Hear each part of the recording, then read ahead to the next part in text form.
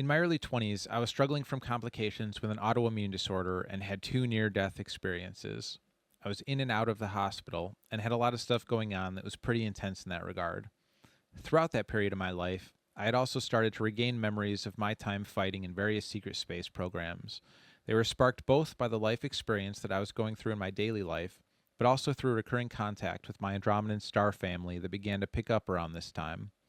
One constant in my life was that for nearly 2 years, every night, I would dream of being hunted in large scale, Hunger Game like, human led hunts. Hey, what's going on, friends? Welcome back to Cosmic Hypnosis. I'm Bob, a hypnotherapist, Andromedan starseed, ET contactee, and active Solar Warden asset.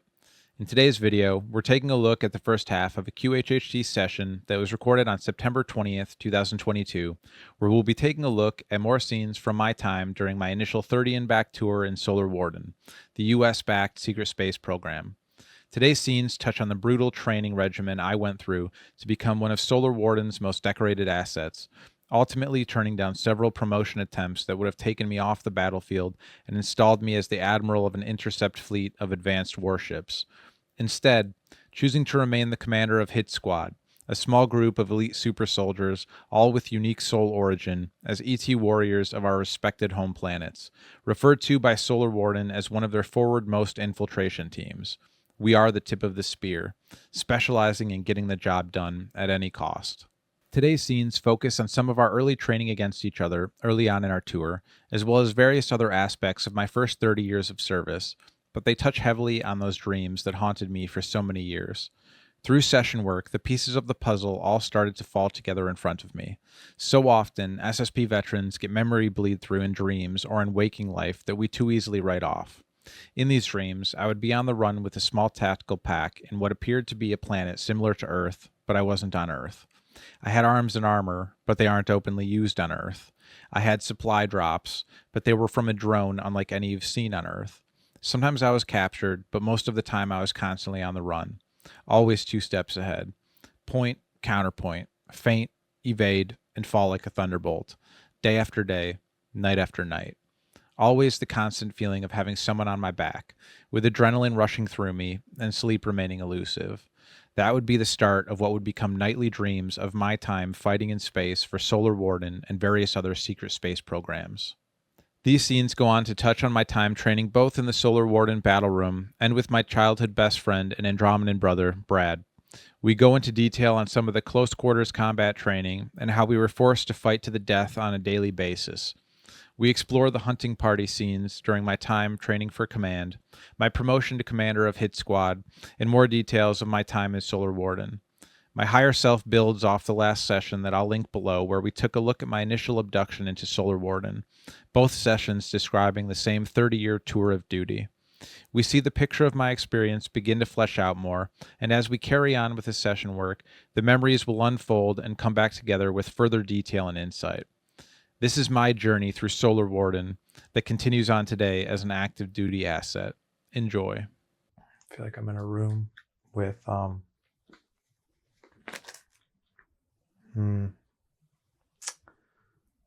it's hard to put an age to us, but I'm lined up in a line with other children. Okay, so you're in a room with other children. How old do you feel you are? It's hard to say.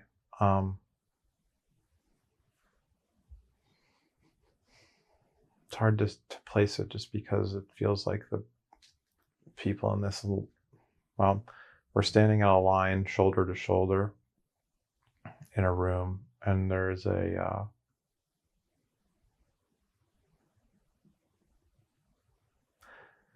there's what looks to be an African-American man dressed in military uniform standing across from us. I feel like we are being chosen one by one to come in front of everyone and fight. I'd say that I'm younger than the others. I feel like a lot of the people around me are about 14, but I'd say that I'm closer to 12. Okay. Do you feel male or female? I'm male. Okay. I'm in my current. It's me from this life. Okay. Do you get called forward to do something, to demonstrate your fighting? I kind of just get that we're being, I don't know if scolded is the right word, but this guy that's talking to us is very intense. It's a very brutal training. This is not just put your skills on display. This is taking two children and putting them up against each other and telling them to fight until somebody can't fight anymore.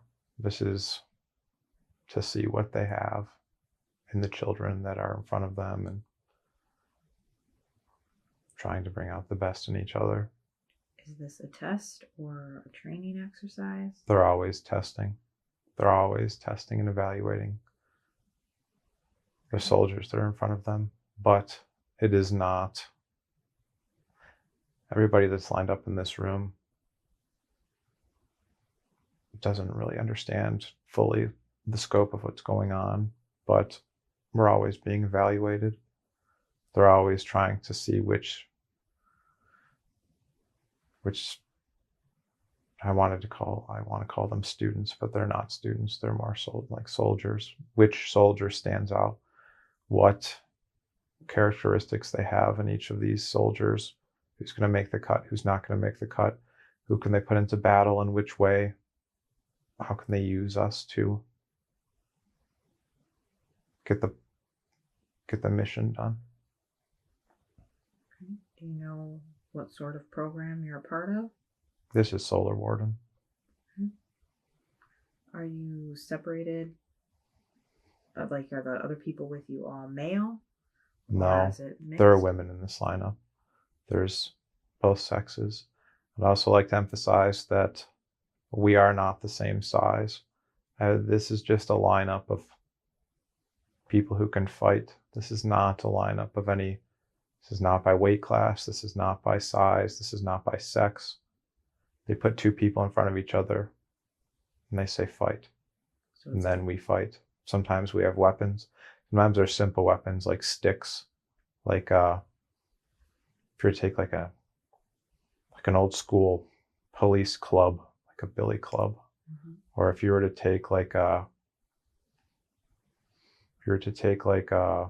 thick broom handle, or if you were to take like a thick broom handle that was cut in half and you have two pieces of wood rather than one.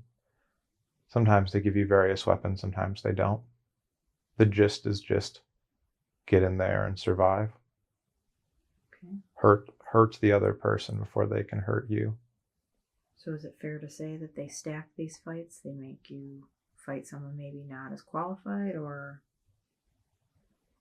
we're in a line. The instructor points at you and then you step forward. Then the instructor points at someone else and they step forward. And then they put you in front of everybody and you watch. You watch other people fight. You watch yourself fight. When you lose, you get to play back as you are healed in a med bed. You get to play back what you did wrong. Do you know any of these kids around you from your existing life, or you just know them from the program?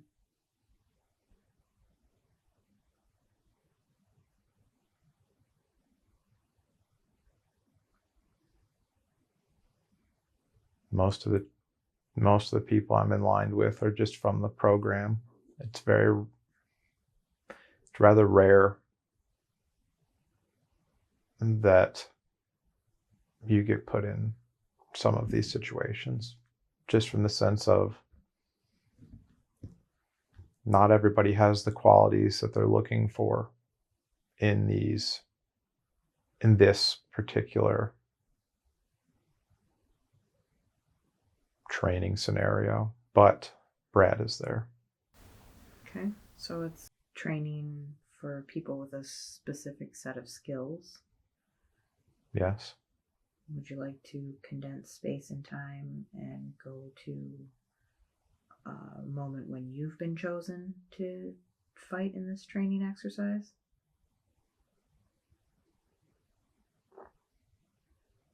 Describe what happens when you're chosen to fight.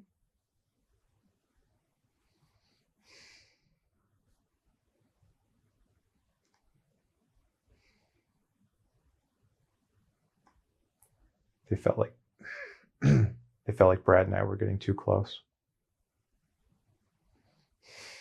So they put us up. They put us against each other to fight. Okay. How does this fight go? We tried to refuse.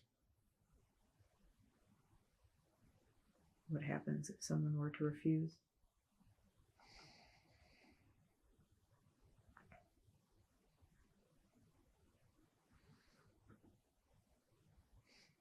I refused to fight. I dropped my weapons. I said no. They electrocuted me. They had a button that they could hit, like a full body electrical pulse, brought me to my knees, made me scream. It's excruciating pain. Is this something that's been implanted on you, or is it from the floor? I get a sense that there's some kind of technology that's implanted in our heads. Let's say like our spinal cord. Sort of like in Suicide Squad. They have a kill switch. Similar but different. I'm too valuable for them to kill. Okay. They just... Some of us are more defiant than others. Some of us will succumb to pain. Some of us won't. Some of us will listen with the threat. Some of us won't.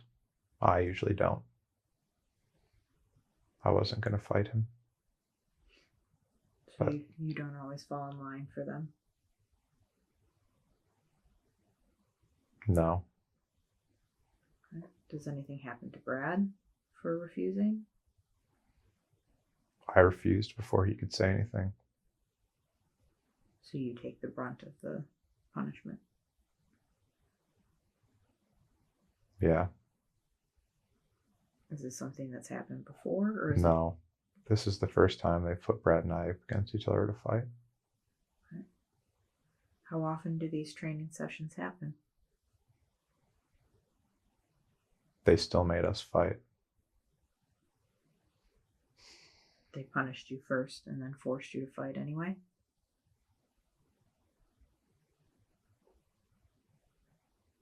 Yeah. How does this fight go? I threw the fight.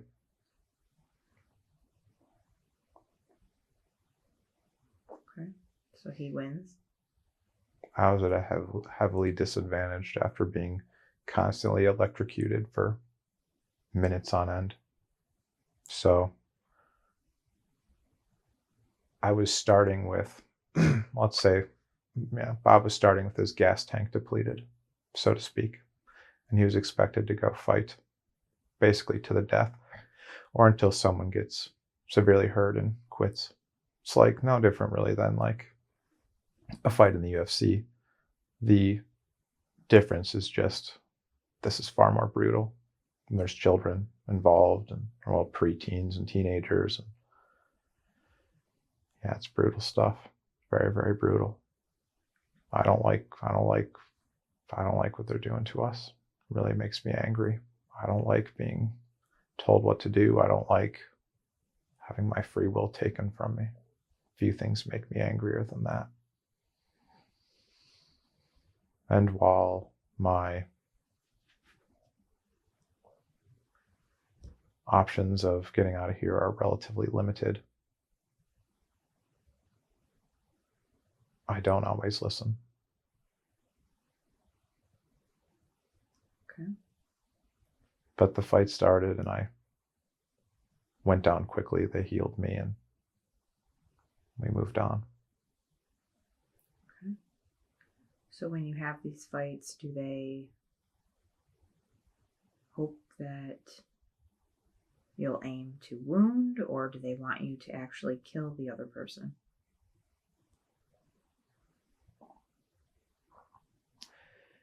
in this lineup scenario, we weren't necessarily trying to kill each other. We're just trying to brutally stop the other person. They were stopping us short of killing each other, but I mean, all we do here is learn to kill people, so it's just simulated battle. They're just trying to see where their new group of recruits stack up against each other.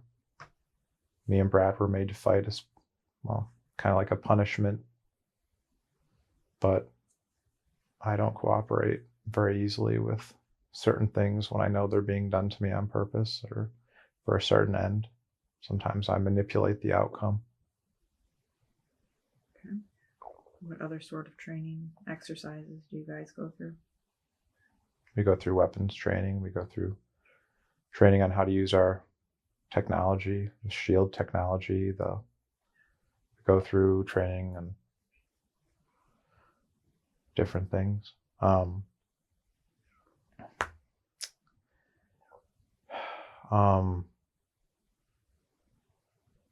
Sorry, Lily's throwing me off a little bit. Fine. You're fine. This battle room though, or the lineup fighting, it was mostly just to see where people stack up against each other in hand-to-hand combat. This is like, we spend time learning some martial arts and stuff, and then you got to practice them on someone. Well, back on Earth, you practice against a partner, like in Brazilian Jiu-Jitsu, you'd have a rolling partner, or in karate, you'd have a sparring partner. Well, up in space, we have same idea, just a little more brutal. You don't go to Wednesday night be Brazilian Jiu-Jitsu and, come home half beat to death. Right. Okay, so is this how they would determine your rank? It's very similar to, there's a training montage in the Hunger Games, similar to that, just like I said, way more brutal. Okay. And you said you're trying to see how you stack up against the others. Were they ranking you in general, or just trying to sort of separate who has what skills? And it's a little of everything. They're always ranking and evaluating us to try to see what they have. Like I said, they're always trying to see who has what abilities. Some people are orient more to a hand-to-hand physical kind of combat. Some people are more gifted with energy manipulation. There are some people that are extremely gifted with telekinesis. There are some people that are very gifted with psychic abilities. Some people fight on the battlefield very similar to Eleven from Stranger Things. It's similar to the way Nikki fights. There's people in the SSP like Brad and I who are, I'd call us more frontline infiltration type soldiers. If you're going to send a crew onto a ship to infiltrate the ship, you'd send Brad and I. If you're trying to, well, Brad and I can fight in many ways. We also are, psychic and can do other things also, but point remaining, just people gravitate towards different things based on their skill sets, and a lot of this training, can access some of those things, and then we kind of split off into little groups to train them a little stronger. The scene that we were opening up with in this regression was Bob and Brad in a training room full of frontline soldiers where they were just testing their abilities and where they were currently training at. Just a snapshot in time of Bob being in one of his training scenarios that he has been thinking about recently. Okay. At that point in time, had Bob been on any missions? No. No, this is pretty early in Bob's training. He's only been in Solar Warden. Well, he was taken when he was about 7 and a half. And so, this is about 4.5 years into his first tour here. Okay. How long do they usually train people for before they send them on missions? Everybody's different. Some people are more gifted than others, but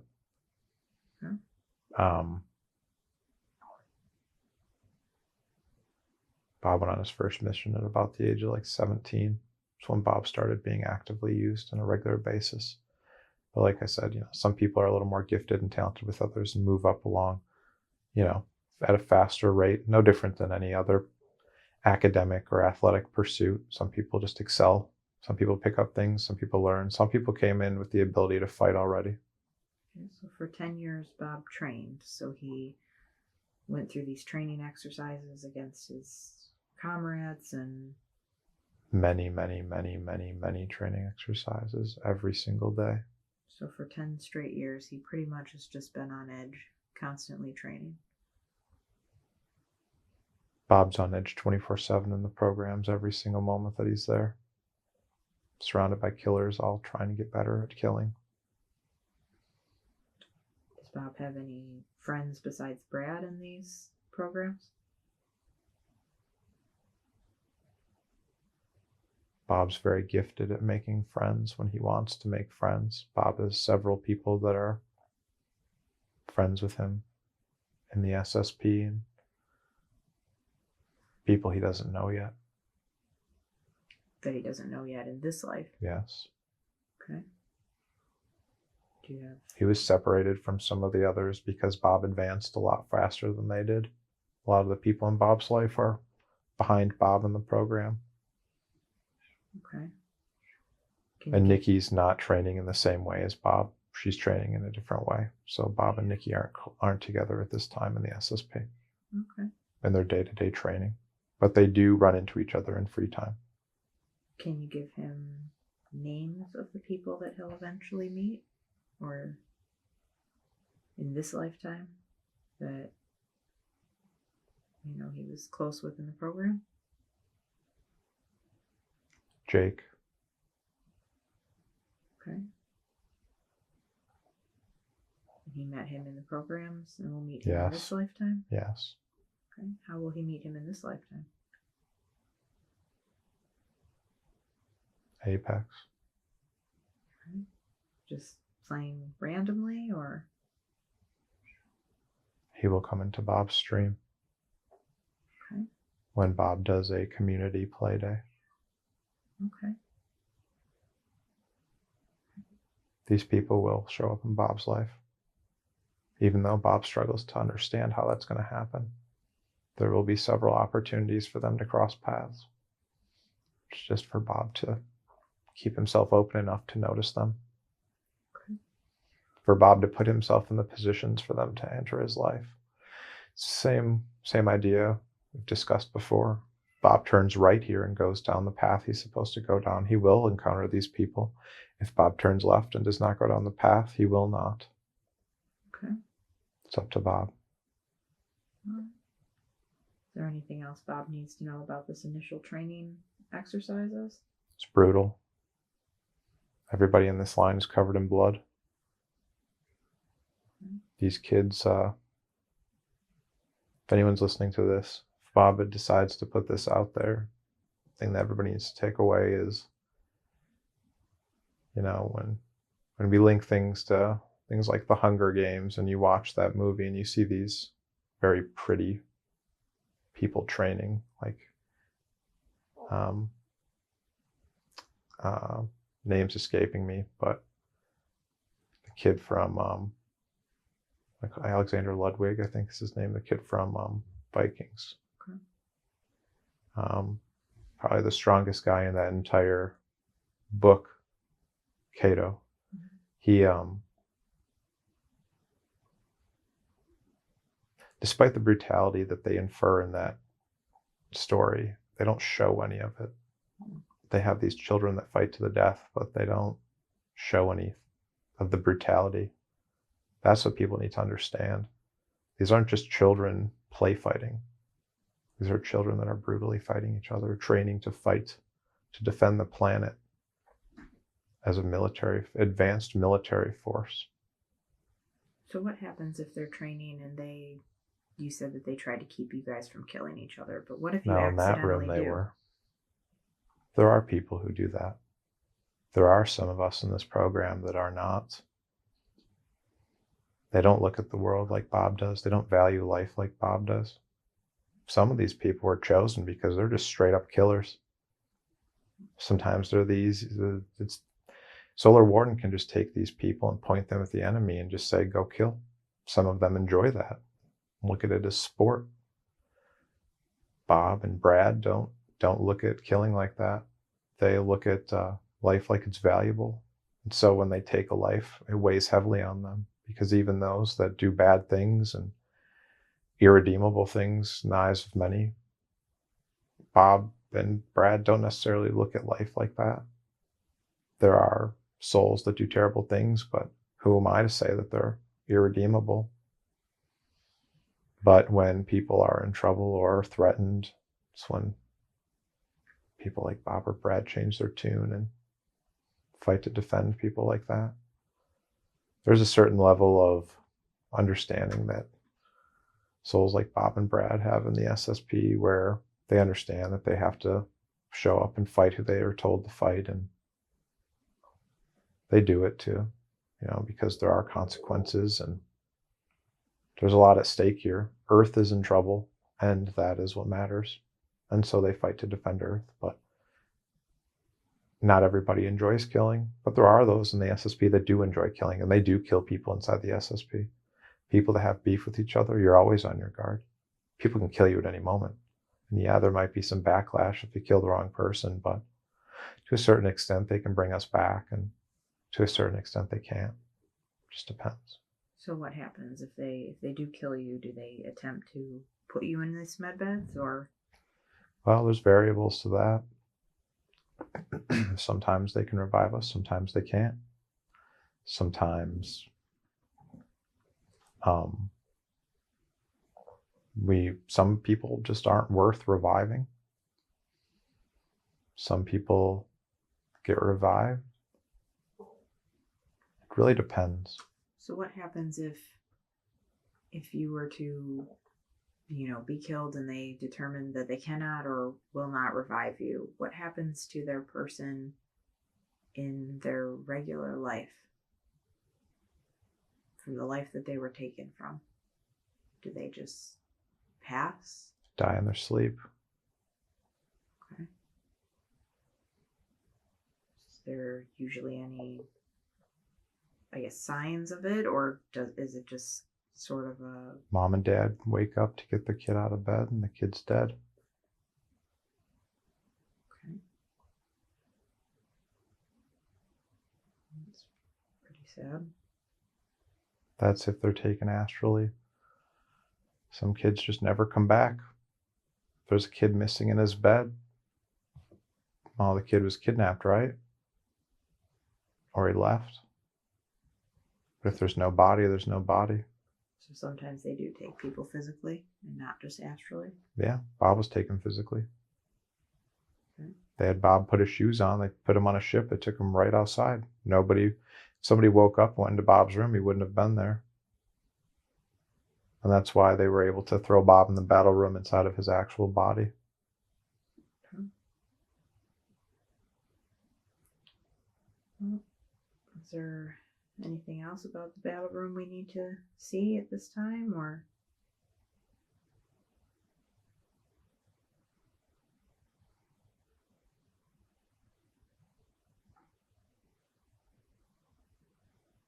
No, but we want Bob to be aware that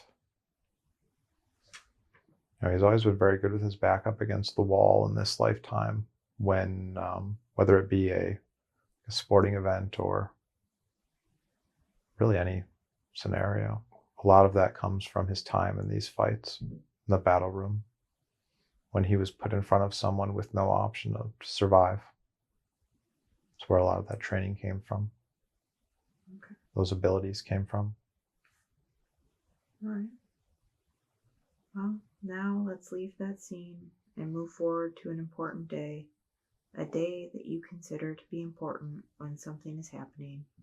We have now moved forward to an important day. What is happening? What do you see?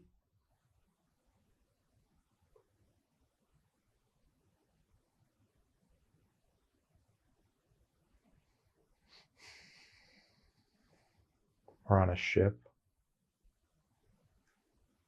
We're in a shield wall on a ship. in a hallway under heavy fire.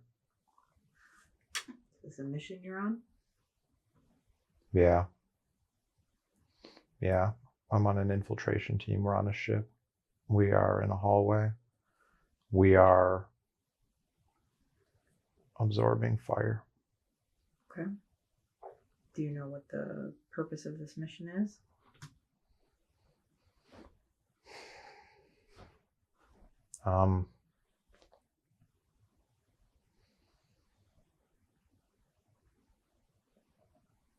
Get the sense that it's a rescue mission, rescuing humans who were taken to be experimented on. Brad's to my right. There's others in this line also, but Brad's to my right, I'm to the left. There's someone to my left, and there's someone to Brad's right. Okay. How does this fight go? What happens?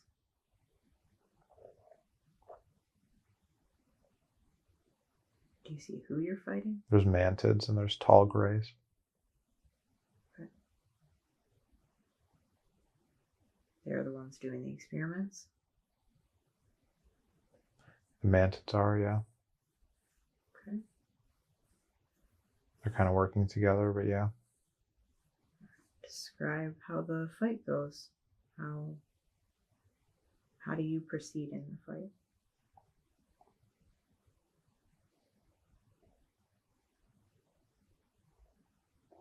I just see us right now in this hallway. We're just being fired upon heavily.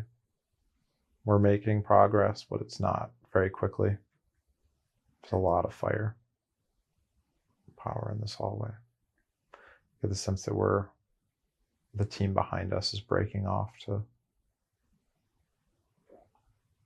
create a little bit of a flank, but we can't separate too much. The units that we infiltrate ships on have line of people in the front and in the back, and then in the middle is we'll call them, like, for lack of a better term, like a battlefield commander. That would be like, like Nikki, for example. She can kind of direct us a little more while we're in the shield wall, while we're moving along. You're kind of like you've got a line in the front and a line in the back of sort of muscle, and then in the center you've got the people who can do more like psychic fighting.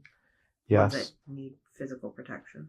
Yes, but I wouldn't necessarily look at it like we're the muscle and she is not the muscle. It's debatable as to whether or not she's stronger than we are.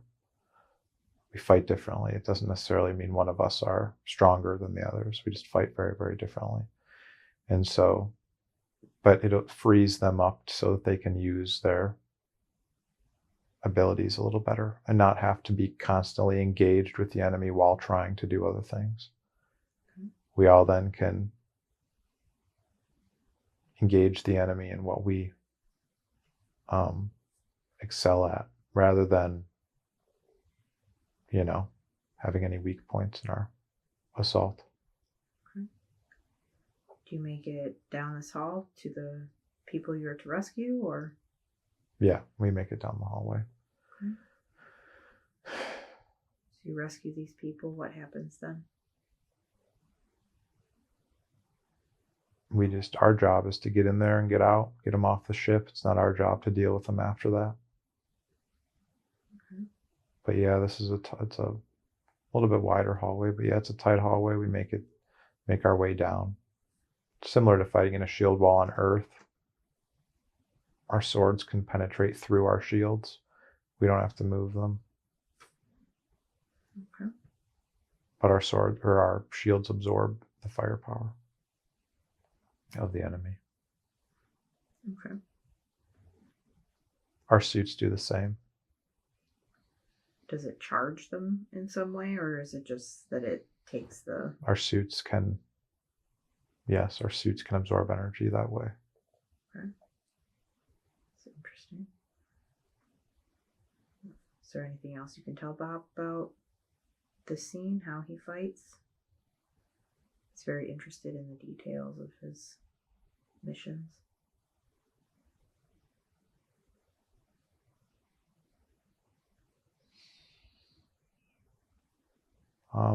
The best way we can describe the way Bob or Brad or anybody who is a frontline soldier like that fights is think of a Power Ranger with a massive energy shield on their left, a massive energy shield that comes out of their left forearm, an energy sword that comes out of their right arm of their suit, and they all carry an energy sidearm. Okay. All right.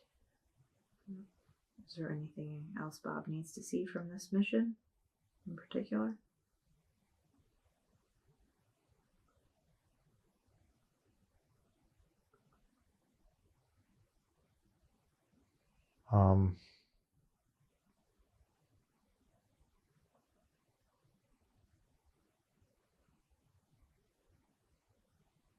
No, not this particular mission. Just important that he saw that he fights with Brad. Okay. They're closer than they realize, despite what they realize. Okay. Well, let's leave that scene and move forward to an important day, a day that you consider to be important when something is happening. We have now moved forward to an important day. What is happening? What do you see?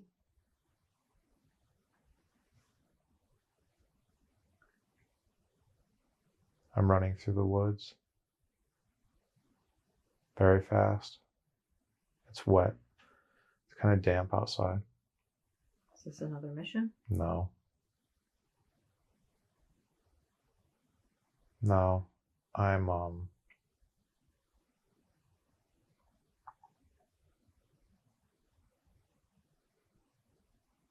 being hunted. Is this a training exercise?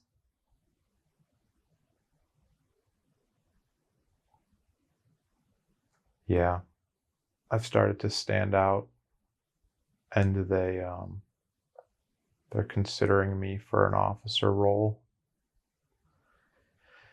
And because I've been standing out, they've been using me as training fodder for some of the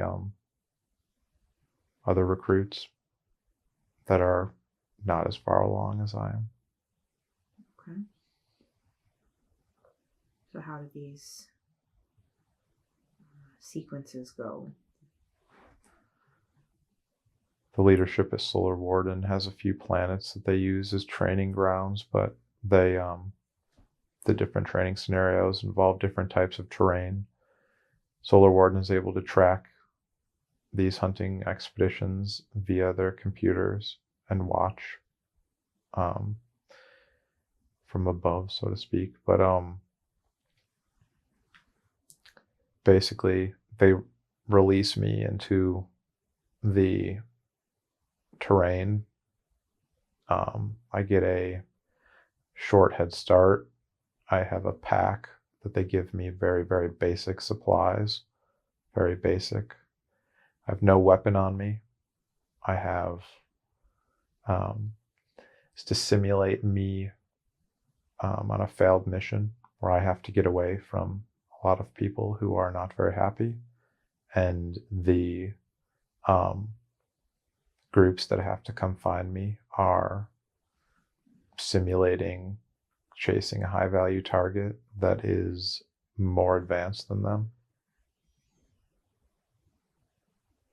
So in a way, it's a twofold training, because it's teaching you what to do in situations of lack and teaching them what to do with someone more advanced. It's not necessarily teaching me how to deal with situations where I don't have much stuff. It's more Solar Warden leadership, seeing how creative I can get with nothing on me. It's not necessarily training to make me better, but to see what I have inside of me already. Okay. It's not like anyone told me what to do with this pack full of nothing. Okay. Do they put you on these training missions often while they're considering you? Okay. Yes, I've been on many, many, many, many, many of these. Always changing the variables, always putting me out there. How often do you win? More often than not. but I do get captured sometimes. What happens if you get captured? I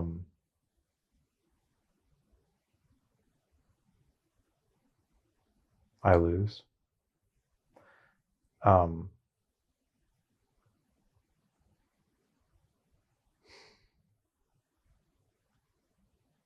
Usually not a whole lot. I mean, not in terms of Bob being like killed or anything. If these training missions were to get to the point where Bob was captured and then they tried to kill him, Bob would just activate his armor and his sword and just fight everybody to the death. It's not something that would have went very well for any of these people. It wouldn't have went well for Solar Warden because they would have lost a lot of recruits. It wouldn't have went well for Bob because he would have had to fight a couple hundred people. And it would not have went well for the people because Bob would have killed a lot of them. Now, maybe they could stop Bob before he killed everybody, but it'd be very difficult. Are there any punishments, though, from Solar Warden itself for, quote, losing? Like a penalty? Punishments for who? For whomever loses the scenario. There's only so many people who can become officers. You're not going to put somebody who sucks as an officer. So if Bob fails, he fails. But he doesn't fail too much. Okay. So you said there's the other team has hundreds of people? Varies. Sometimes there's a couple hundred. Sometimes there's a very small group. Depends on the quality of recruits. Depends on their abilities. Depends on the terrain scenario. Sometimes they're in a jungle scenario, kind of like this one. Sometimes they're in more of a or like a redwood forest. Sometimes they're in a like a desert area or like the Arctic, or we're trying to simulate different planets that the Solar Warden's going to be on. It's not always going to be the same terrain. There's always going to be variables. There's always going to be things you don't expect. And so they try to simulate those things. Sometimes Bob will come across things that are left by Solar Warden so that they can see what happens if Bob comes across a weapon, or what happens if Bob comes across a box of supplies, or very similar to how they have drops in the Hunger Games movies. It was very similar in Solar Warden how they were training the recruits. Sometimes the people who were chasing after Bob got intel drops about where he was or where he had been, or sometimes they were accurate, sometimes they weren't. Sometimes they were testing the recruits' abilities to determine whether information or intel was accurate or not. Sometimes they'd chase inaccurate intel and give Bob a boost, and sometimes they didn't fall for it. And sometimes Bob set traps for them that set them back, and sometimes Bob would double back and take people out. And there's a lot of variables that go along in these things. It's really just a cat and mouse game of who can outthink the other, and Bob's very good at that, and so he would win more often than not, but he would always be chased. And it's that constant feeling like someone's on your back. There's someone after you. Bob's had many dreams of these training scenarios. Okay. And so he should pay attention to these dreams. They're all memories? Yeah, he hasn't had one in a long time, but yes, they're memories. Okay. He used to dream of them every night for a couple of years, but it's been a while. Okay. He's been on many of them. Is there anything important he needs to know from these?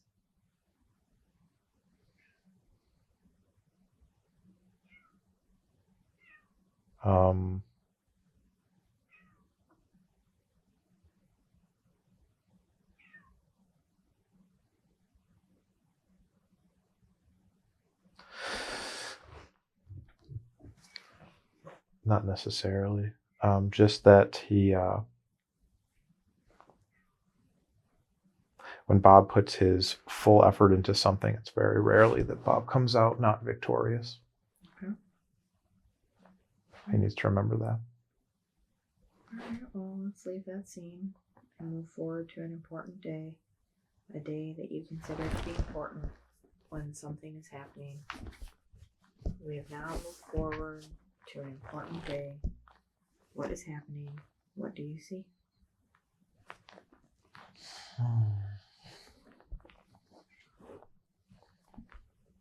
do you see around you?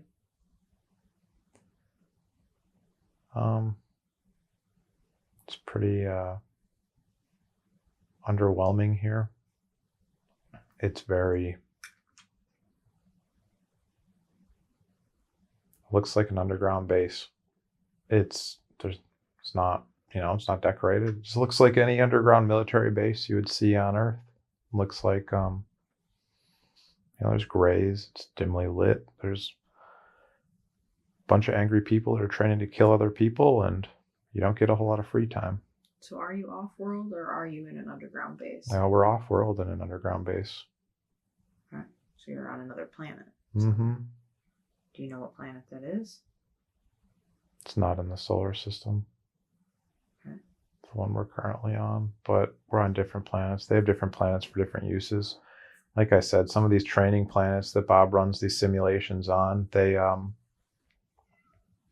not always in the solar system. There's different terrains in them. Some of these planets have different terrain, on the same planet, similar to Earth, where there's, tropical zones or more temperate climates or deserts or more Arctic areas. So some planets are, have all of that. Some of them they go to for specific terrain, but and then Solar Warden has control of other planets, and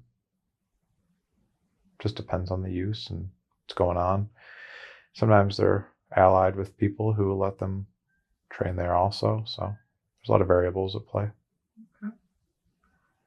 Would you like to maybe move to wherever you have a meal and look around there? Describe that. Yeah, it looks like a prison mess hall. I mean, all this stuff looks like, it's not anything, some of it's not anything amazing. Like you'd assume that, there'd be this crazy technology everywhere and everything would be crazy futuristic, but it's not necessarily like that. Like, yeah, there's technology like that in this place, but, for your everyday, day-to-day existence, it's not necessarily like that. There's, what some people who follow the SSP disclosure movement would might recognize as a smart glass pad. They have these pads that we have access to, and then depending on your rank or your, what they want you to have access to, they let you see different things, or they might cap access to certain things. And it's, the equivalent of like gigantic Wikipedia if Wikipedia was edited by people who are in control of things and not everyday citizens. So with anything else, you have to take certain things with a grain of salt, because all information, no matter where you get it from, is pushed through some kind of lens, whether it be political or otherwise. So I have to be skeptical of the information you're absorbing here, just like on Earth. But yeah, they have these smart glass pads that they can use, and that's some advanced technology. And Bob spends a lot of time reading on there because he's always been an information sponge. But aside from that, they have bunk beds that look very traditional to a typical bunk bed.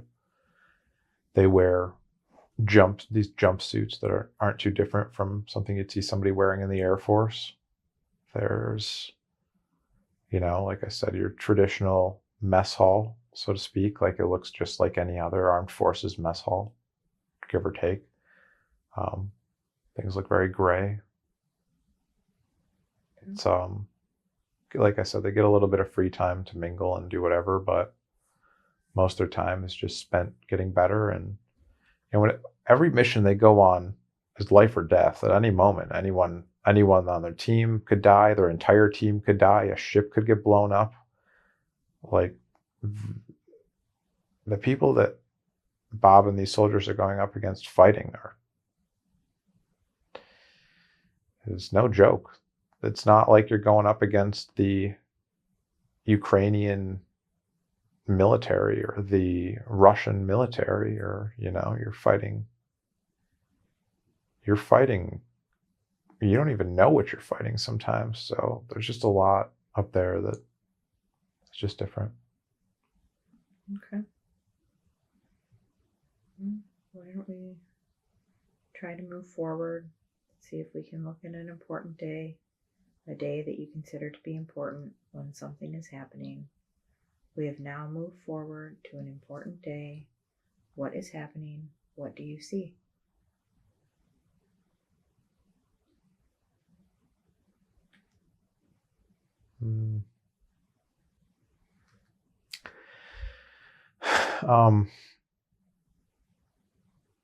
Struggling to place it. I see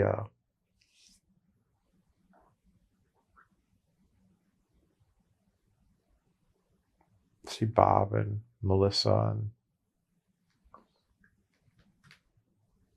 looks like they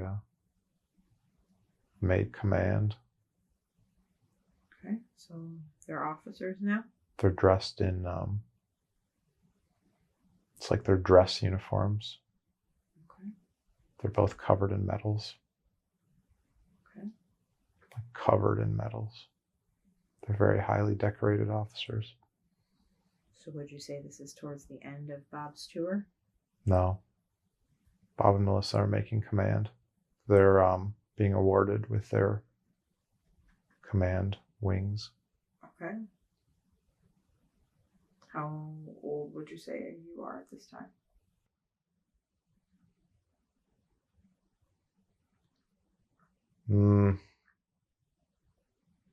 About 22. Okay. Give or take. It was, it's not super common for somebody this young to be given this position. Was this a result of just all of the training, or is this from a particular instance? Two people who think outside the box and do what it takes to get things done. Okay. Bob has the ability to come up with solutions on the fly that other people just can't think of. Like in one of the previous regressions, when we highlight that the mission Bob was on when he was to rescue that high value target from that knocked waffling party that she was going to be sacrificed at. Bob was able to think on his feet and save the two people he was with and get the person off planet, whereas it was looking for a while like Bob was going to have to leave his team behind. But Bob doesn't leave people behind. They made it off planet together. Whereas a lot of commanders would not have taken the risk that Bob took. Okay. What else can you tell Bob about being made an officer? What does this do? I guess what does this what are his new responsibilities? That's the right way to put it. Bob had some people on his back. There were some not so great people that were trying to draw Bob into a situation where he would engage them in combat and they would try to kill him. This promotion puts Bob above them. He's untouchable. They can't come after him anymore. This was not made to happen to protect Bob. It's just something that happened to happen. At the same time, Bob rubs a lot of people the wrong way because a lot of people like to do things that they shouldn't be doing, and Bob doesn't like that shit. He doesn't like when you mess with other people. And so Bob would step in a lot. If Bob saw something, he'd say something. And if saying something didn't work, he'd get physical. And if getting physical didn't work, he'd just straight up kill them. There's been several people Bob has killed in the SSP to protect other people. People don't like that. Okay. But it's important that Bob see him making command in the SSP because Bob doubts his leadership abilities a lot. He doubts stepping into that spotlight. And he doubts, whether or not he can really, like, why Bob? He asks himself that question a lot. Why me? Why couldn't it be somebody else? What makes me better than anyone else? Sometimes Bob needs to realize that, when you're put into a situation like Solar Warden, where you don't have the ability to decide whether or not you're going to be put into a given situation, and Bob is able to thrive through them. And it's no different than in this life. He just has to jump into the deep end of the pool and learn to swim. And, Unfortunately, in this life on Earth, you can insulate yourself from a lot of those things. You can question things. You can protect yourself. You can step back from certain things. You can take time and, dip your toe into the water and test the temperature. You can try to analyze the depth of the pool. You can try to analyze the bigger picture, try to get all the details. But Solar Warden took Bob and a bunch of other kids, lined them up, pointed at them, put them in a room, told them to fight. Bob's been thrown in a battle room with aliens and told fight to the death. Bob's been put on ships. He's been put in a lot of positions. He's been hunted by hundreds of people. But through all those situations, Bob thrived because they chucked him into the deep end of the pool and said, best of luck to you. And it didn't matter to them if Bob died. He'd just be another failure in a long line of failures. But he didn't. He thrived. He made commander. He leads people. He does a lot of things that he doesn't realize that he could ever be doing. But he does them very well. No different than he'll do very well in his things on Earth. But Bob spends too much time analyzing the pool. He just needs to throw himself in. Nobody else is going to throw him in the pool in this life. Bob has to throw himself in the pool. He's got to remember that he does well when his back's against the wall. Yes. Okay. Is there anything else Bob can learn from this scene of him being made commander? Anything else you need to tell him?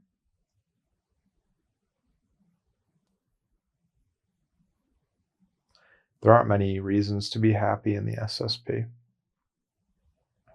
They are under constant stress. They are put through a lot. This moment in the SSP was a glimpse of happiness for him. And it meant a lot more to him because Melissa was with him. Bob and Melissa grew up together to a certain extent. Then Melissa moved away with her family, but they reconnected on Facebook years later, and there are other people like Brad. And while these people aren't in Bob's direct life, in this given moment in time, they will be again one day. And there are people that are loyal to Bob that are out there. Just because he doesn't talk to them every day doesn't mean they don't exist. Brad and Melissa would show up tomorrow to fight for Bob. Brad and Melissa would go through just about anything to save Bob because he's done the same for them. Bob just needs to understand that he's not alone, even though he feels alone. And as he moves forward and jumps into the deep end of the pool, those people will come to him. Okay. Well, we can always go back to the scene where you were being made a commander. You can describe what's going on around you. The uniforms look very similar to the Air Force. Very dark, like a dark blue. Okay. It's very similar to the Air Force. Okay. Solar Warden is Space Force, after all. Okay. So they've just given it a name at this point? Space Force is the public face of Solar Warden. Nobody believes that we have anything that we have in space. People think Space Force is a joke. What do we need Space Force for? We don't even have spaceships. But they have no idea. You have an advanced space fleet that you would only dream of having. They protect the planet every day.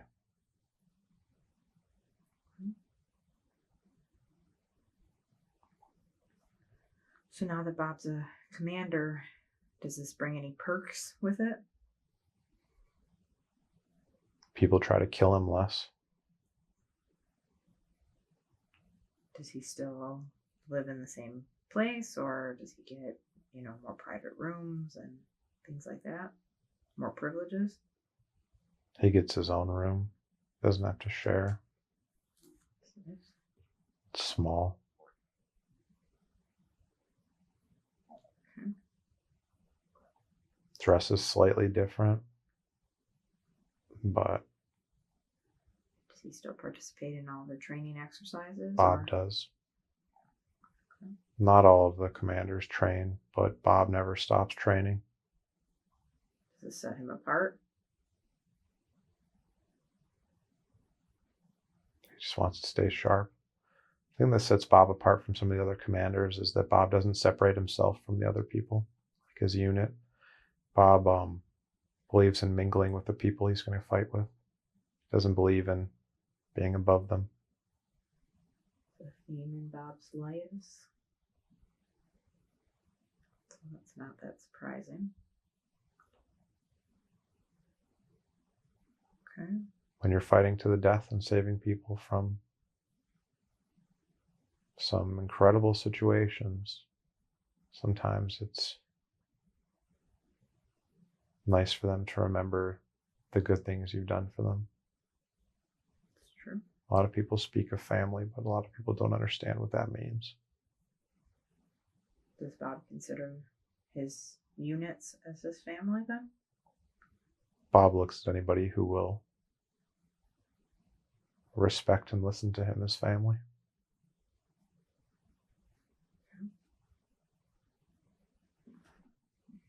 You respect him, he respects you. Seems pretty straightforward. Fuck with him and he'll be your enemy forever. Your choice. Okay. Is there anything else Bob should know about this time? Being a commander? Being made a commander? Gives Bob a little more freedom to let his voice be heard. He struggles a little bit with what they've done to him and what they're doing, and it allows Bob's voice to be heard a little more, but not as much as he would like. But it gives him access to some other people, and, like a little closer to James now. Okay. Can you give Bob some information about his relationship with James?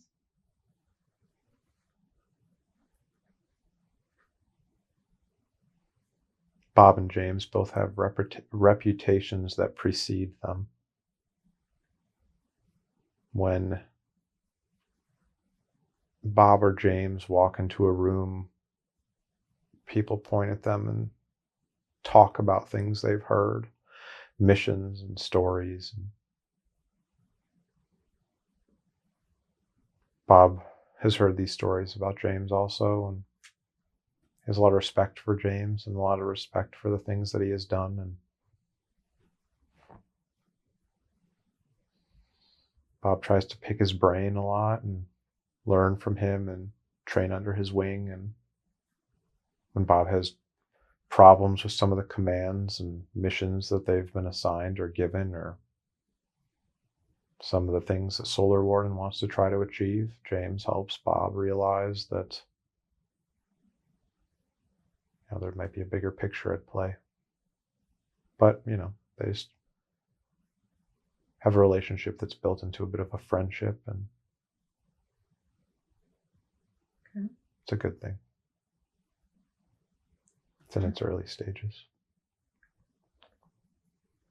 at this time, and we're looking at. Are they on the same unit together? Is Bob maybe directly below James, or?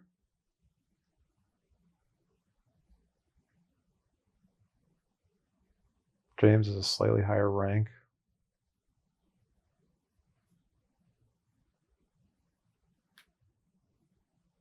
That's about it. Okay. Is there anything maybe that anything else you think Bob needs to know about this time? Yeah, Bob's time in the programs is kind of a double-edged sword. There's a lot of trauma that Bob and these people went through. A lot of trauma. Bob struggles with PTSD a lot. He's getting better at it, but a lot of struggle.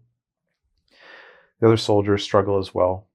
A lot of them more so than Bob, but the ones that have remembered things. But despite that, the time in the programs for Bob was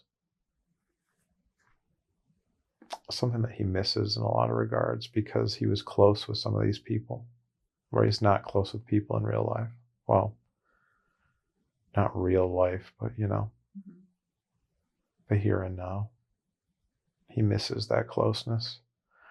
There are few things that bring you closer than being on a battlefield with other people, fighting for the same thing, the protection of Earth. There are forces out there that want to come and enslave humanity, do horrific things to humanity, take control of the planet, take control of the resources, the human resources, do disgusting things to the people. There are disgusting things already happening to some extent here on the planet. And there's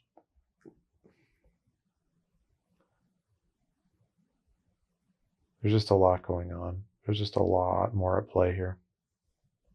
Okay. Well, would you like to try? We can move forward to the last day of Bob's program in that tour. We can condense space and time, move forward to the end of his tour. What do you see? What is happening?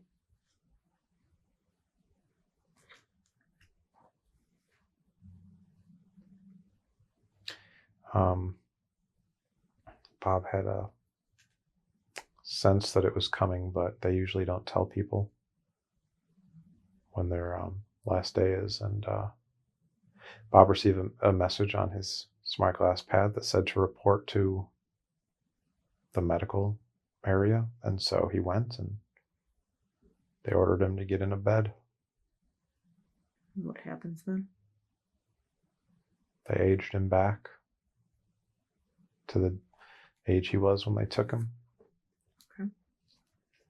He went back to being... They wiped his memories. Okay. So he won't remember anything from this. That's their hope. Okay. But it's Bob. Always in search of knowledge. You can't leave him with a bunch of missing memories, a hole in his mind, and expect him not to go looking. It's true. Works with everybody else, not Bob.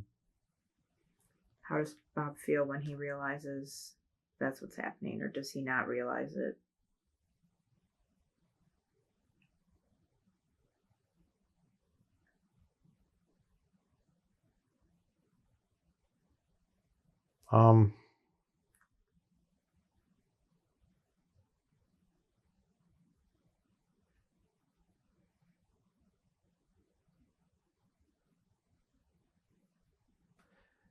Bob had some suspicions, but it's kind of one of those things where they kind of want everything to just happen.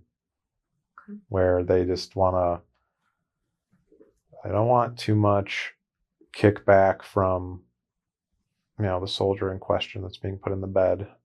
And they don't want them to fight the procedure too much, because that leads to other problems. So a lot of times it's just kind of like a medical checkup that lasts quite a while, and then they get aged back. But they wipe the mind, and also that there's steps that are involved in the process where you're not as aware of what exactly is going on. And then by the time, somebody would typically realize, oh, wow, I'm being shrunk into a child again, it's too late and the memories have already been taken. And you're just kind of as confused as when you arrived.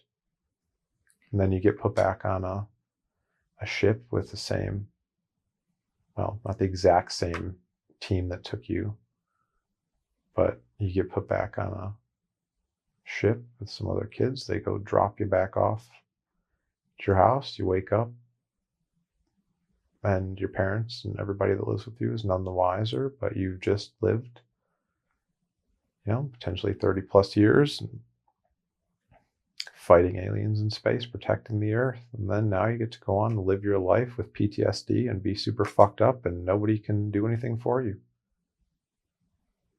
Unless you go through healing modalities like QHHT, or there's a few other ways, but most people don't know about them. Okay. So at the end of Bob's tour, what would you say his rank is?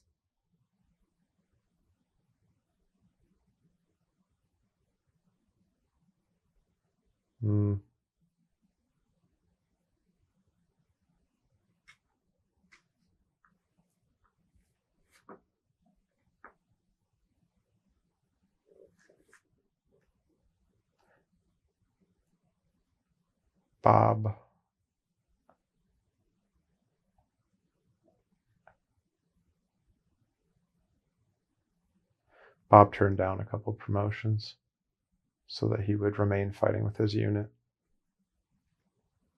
There's certain ranks where you end up being,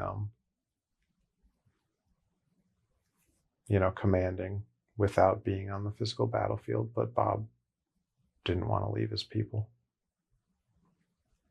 Okay. Sounds like Bob. Is there anything else he needs to know about this particular tour at this time? More memories will come out about the SSP in the future. We didn't go super deep today with what we have shown him, but there is more information coming out. But Bob's been thinking about it a lot, and so we wanted to give him some bits and pieces, and more is coming. The floodgates will open. Okay. All right. Well, now let's drift away from that life. We are drifting and floating away from that life, leaving the man there to continue on his own journey. He will find peace. He will find what he is supposed to find. We're leaving him there to continue on his own journey. He will find peace. He will find what he is supposed to find. We're leaving him there to continue on his own path. Now I want all of the consciousness and personality of Bob to once again return to the body and fully integrate back into the body. May I speak to Bob's subconscious, please? Yes. Do I have permission to speak to Bob's subconscious? Yes. I respect the power of the subconscious because I know the subconscious takes care of Bob's body and does a very good job of it. I also know the subconscious has the records of everything that has ever happened to Bob in this lifetime and all the other lifetimes he has ever lived. So I respect the power of the subconscious, and I always ask for permission to speak to it and ask questions. Do I have permission to ask questions? Yes. I know the subconscious could have brought forth many different lifetimes for Bob to see today. You chose to bring forward this life for him to see. Why did you pick that lifetime?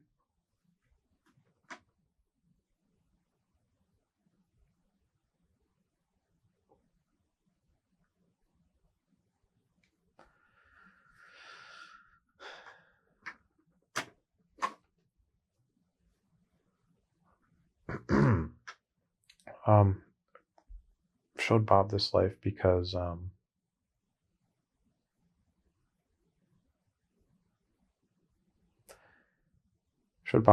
because he thinks about it all the time, because he there's a lot of missing pieces that Bob's trying to fit back together. He gets bits and pieces of it. They bleed through here and there, whether it be through dreams or, he could be meditating, or sometimes he's just driving or sitting or thinking or watching TV, or just anywhere where he's kind of in a meditative trance headspace where different bits and pieces come through. Sometimes they're stronger than others. Sometimes they're more vibrant and detailed than others. Sometimes they're just impressions. Sometimes they're, questions he might have, or physical manifestations, bruises showing up that he just doesn't understand. And so it's just giving him a little bit more clarity. The A's are going to help him quite a bit, fill in a lot of the blanks. Dreams will continue to help. He will get these memories back in time, but he thinks about them a lot now. So, Okay. What would you say the lesson of these particular memories were?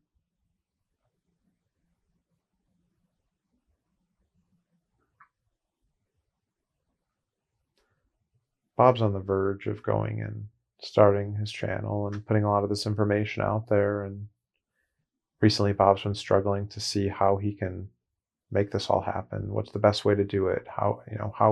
Why me is something Bob struggles with a lot. Well, doesn't struggle with, but he thinks about, well, this is a relatively big venture that I'm undertaking. All these things where if I can pull them off, my life will be so different, and I will be extremely successful, and all these other things. And then Bob looks at that and sometimes at the end goal and says, like, well, why me? Well, why not?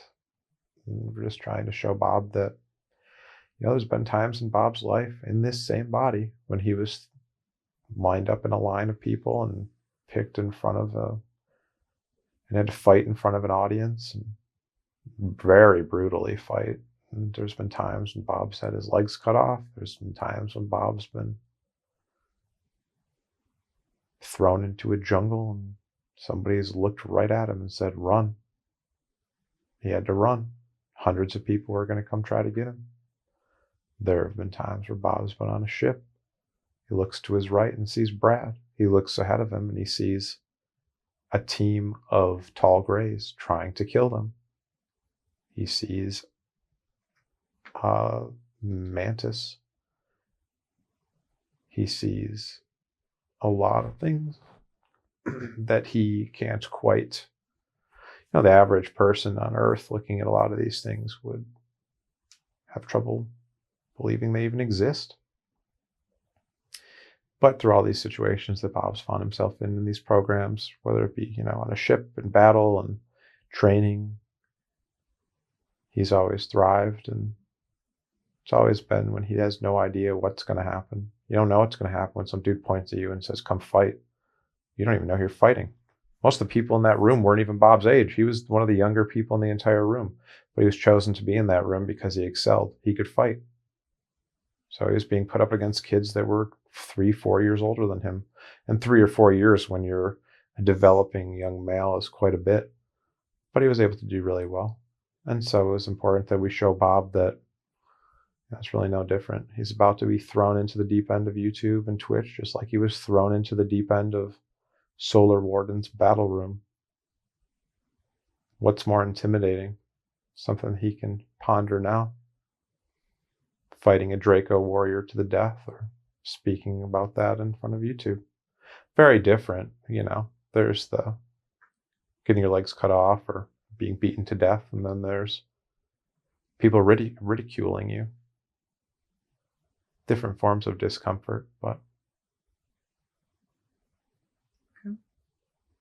Just important that Bob saw all of that. Okay. Would you say there's a purpose that's different from the lesson for him to know from those memories? The purpose?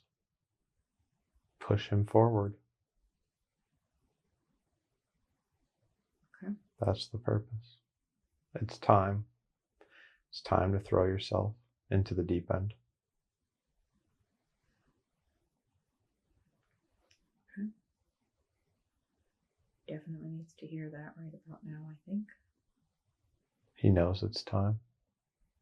As always, a big thanks to our patrons for your ongoing support of the channel, allowing us to do this work, and to you for checking out our content. To hear more of our work, check out the various playlists here on the channel, and head over to our Patreon for the stuff that we can't release publicly on YouTube, as well as for membership tiers with discounts on your next online session with us. If you're interested in finding your purpose for incarnating on Earth, where your soul comes from, how you can best navigate your life, and hearing ideal advice by you, for you, check out the links in the description for booking an online session with Alysse or myself today. We look forward to learning and growing with you. I'll talk to you in the comments and see you in the next one.